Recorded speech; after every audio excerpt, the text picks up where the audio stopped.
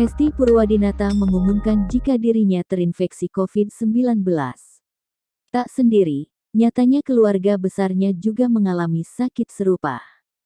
Melalui akun Instagramnya, presenter Tonight Show ini pun menyampaikan kondisi terkini.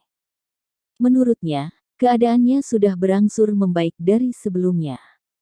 Hai semua, yang menanyakan keadaan gue bagaimana, alhamdulillah sudah sangat membaik.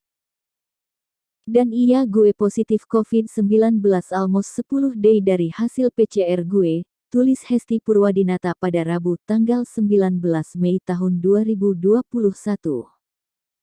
Gejala yang dialami membuat Hesti Purwadinata harus mendapat penanganan di salah satu rumah sakit.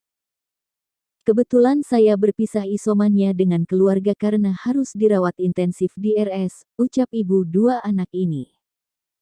Itulah alasan mengapa baru sekarang Hesti memberi kabar kepada publik soal dirinya yang dinyatakan positif COVID-19.